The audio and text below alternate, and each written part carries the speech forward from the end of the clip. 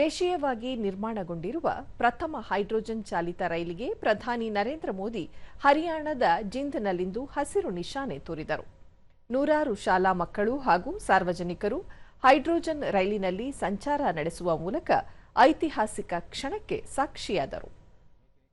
Railway ಸಚಿವ ಅಶ್ವಿನಿ ವೈಷ್ಣವ್, ಹರಿಯಾಣ ರಾಜ್ಯಪಾಲ professor ಅಶೀಮ್ Kumar Ghosh, ಮುಖ್ಯಮಂತ್ರಿ ನಯಾಬ್ ಸಿಂಗ್ ಸೈನಿ ಉಪಸ್ಥಿತರಿದ್ದರು.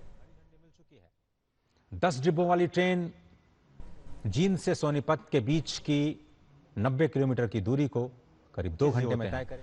भारत में ये सबसे लंबी ट्रेन 10 कोचों वाली चलाई गई है। लगभग 2600 यात्रियों प्रधानमंत्री जी तक पहुंचाए, जो आज इस पावन नगरी को ಬಳಿಕ ಸಾರ್ವಜನಿಕ ಸಮಾರಂಭದಲ್ಲಿ ಪ್ರಧಾನಿ ವಿವಿಧ ಅಭಿವೃದ್ಧಿ ಯೋಜನೆಗಳ ಉದ್ಘಾಟನೆ ಮತ್ತು ಶಂಕುಸ್ಥಾಪನೆ ನೆರವೇರಿಸಿದರು. एक्सपोर्ट का ग्लोबल हब बनाना है। ये ऊर्जा के क्षेत्र में भारत की एक नई प्रगति उसको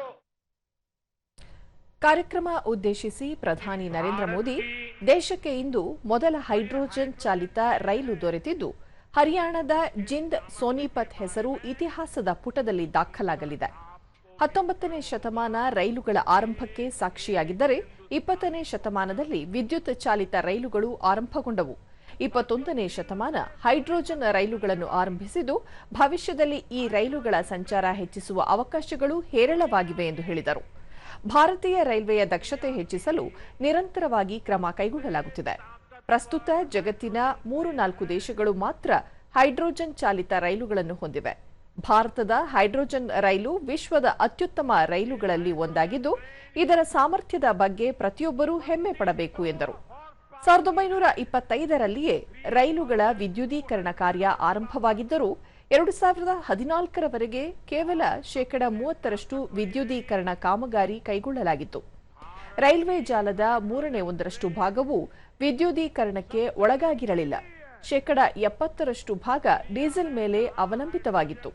ಕಳೆದ 12 ವರ್ಷಗಳಲ್ಲಿ 99% ವಿದ್ಯುದೀಕರಣ ಕಾರ್ಯವನ್ನು ಸಂಪನ್ನಗೊಳಿಸಲಾಗಿದೆ.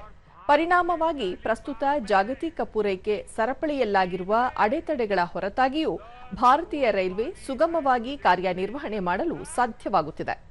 ದೇಶದ ಪ್ರಗತಿ ಅಬಾಧಿತವಾಗಿ ಮುಂದುವರಿಯುತ್ತಿದೆ ಎಂದು ಹೇಳಿದರು. ಕ್ರೀಡೆಯನ್ನು ದೇಶದಲ್ಲಿ ದೈಹಿಕ ಸದೃಢತೆ ಮತ್ತು ಉದ್ಯೋಗಾವಕಾಶದ ಮಾಧ್ಯಮವನ್ನಾಗಿ ಪರಿಗಣಿಸಲಾಗುತ್ತಿದೆ.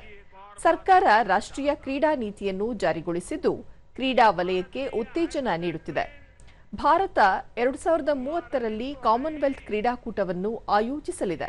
2036ರಲ್ಲಿ ಒಲಿಂಪಿಕ್ ಕ್ರೀಡೆಗಳನ್ನು ಆಯೋಜಿಸುವ ಸಂಬಂಧ ಪ್ರಯತ್ನ ನಡೆಸಲಾಗುತ್ತಿದೆ. ಈ ಹಿನ್ನೆಲೆಯಲ್ಲಿ ಪ್ರತಿಯೊಬ್ಬ ಕ್ರೀಡಾಪಟುವು ಬದ್ಧತೆ ಮತ್ತು ನಿರಂತರ ಶ್ರಮದಿಂದ ಸಿದ್ಧವಾಗಬೇಕಾಗಿದೆ. 12-15ರ ವಯೋಮಾನದ ಮಕ್ಕಳು ದೇಶದ ಭವಿಷ್ಯದ ಒಲಿಂಪಿಕ್ ಕ್ರೀಡಾಪಟುವಾಗುತ್ತಾರೆ. ಸಿದ್ಧತೆ ಇಂದಿನಿಂದಲೇ ಆರಂಭವಾದರೆ ದೇಶವೇ ಹೆಮ್ಮೆ ಪಡುವಂತೆ ಸಾಧನೆ ಮಾಡಲು ಸಾಧ್ಯ ಎಂದರು. इसके लिए पूरा सिस्टम अलग चाहिए, पूरा इंफ्रास्ट्रक्चर अलग चाहिए. यहां जिंद में भी इसके लिए तमाम सारी व्यवस्थाएं बनाई गई है. 11 गुना बढ़ाकर ಅಶ್ವಿನಿ ವೈಷ್ಣವ್, ಹೈಡ್ರೋಜನ್ ರೈಲನ್ನು ದೇಶೀಯವಾಗಿ ಅಭಿವೃದ್ಧಿಪಡಿಸುವ ಸಂಕಲ್ಪ ಇಂದು ಸಾಕಾರಗೊಂಡಿದೆ. ಹೈಡ್ರೋಜನ್ ರೈಲು ದೇಶದ ರೈಲ್ವೆ ವ್ಯವಸ್ಥೆಯ ಆಧುನೀಕರಣದ ಪ್ರಮುಖ ಭಾಗವಾಗಿದೆ ಎಂದು ಹೇಳಿದರು. निर्माण हो रहा है और 5 स्टेशन का तो काम भी पूरा हो गया है. होडल, जिंद, कालका, मंडी, डाबवाली और नरवाना. इसके अलावा हरियाणा में 16 वंदे भारत सर्विसेज और 8 अमृत भारत चल रही है.